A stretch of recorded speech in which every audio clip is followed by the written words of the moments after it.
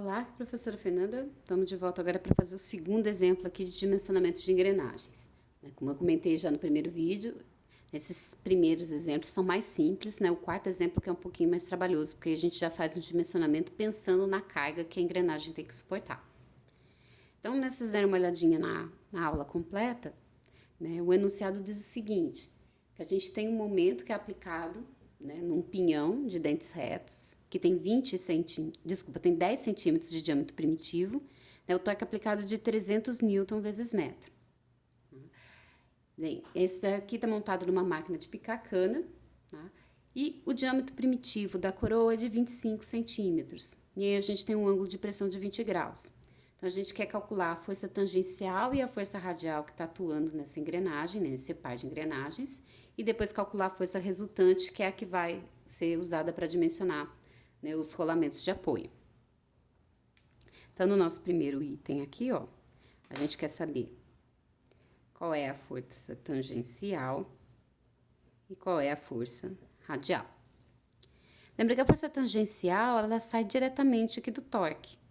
Tá? Lembra que é aquela força que tangencia a trajetória circular da engrenagem, tá? E tangencia bem na posição onde é dado o diâmetro primitivo. Então, a gente já viu naquela parte de revisão, bem no início do semestre, né, que a gente pode calcular que a força, né, a partir do momento, a força tangencial, deixa eu ver onde eu vou escrever aqui, fazendo o momento, né, ou torque, dividido pelo raio da trajetória. Eu vou mexer aqui um pouquinho só para deixar mais fácil, para a gente não ter que ficar dividindo o diâmetro. Tá? O que acontece? Eu vou substituir o raio pelo diâmetro. Lembra que o raio é a mesma coisa que o diâmetro dividido por 2. Então, isso aqui ficaria o torque dividido pelo diâmetro primitivo dividido por 2. Divisão de fração, mantém a primeira e inverta a segunda. Então, isso aqui vai ficar 2 vezes o torque dividido pelo diâmetro primitivo. Então, eu vou pegar aqui os dados né, do pinhão, que a gente quer saber a força tangencial, né, no pinhão. Então, a gente vai ficar, eu vou escrever aqui novamente, a força tangencial aqui no pinhão, ela vai ser 2 vezes o torque aplicado, 300. Reparem que aqui eu tenho que colocar no sistema internacional, tá? Aqui já tá certinho, Newton vezes metro. Mas o diâmetro, aqui ele está em centímetros, eu tenho que passar para metro antes de colocar na fórmula. Não posso pôr centímetros, não posso pôr milímetros nessa fórmula aqui. Centímetro para metro, é só dividir por 100, né? Então, o diâmetro vai ficar 0,10 metros. Então, essa força tangencial aqui, ela vai dar 6.000 newtons.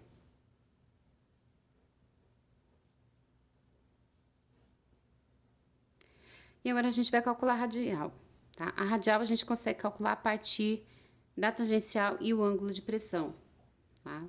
Trabalhando com a fórmula da tangente.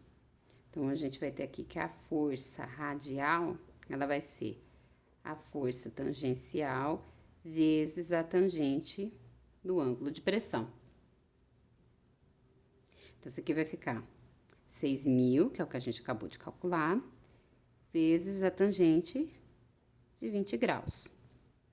Então, a nossa força radial aqui vai dar 2.183,82 newtons.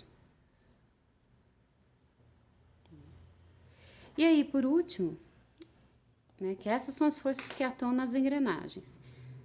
Na letra B, a gente quer a resultante, que é a força que vai atuar, né, que vai ser utilizada para dimensionar os rolamentos de apoio. Então, a gente quer aqui, né, o que a gente chamou em aula de FN. A gente viu que a relação entre elas é um triângulo retângulo. Tá? Se eu desenhar aqui no cantinho, a gente teria isso aqui, ó.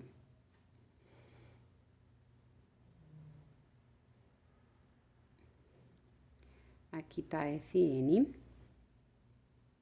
Deixa eu só me lembrar. Aqui é a força tangencial, e aqui é a força radial, e aqui o ângulo de pressão. Tá?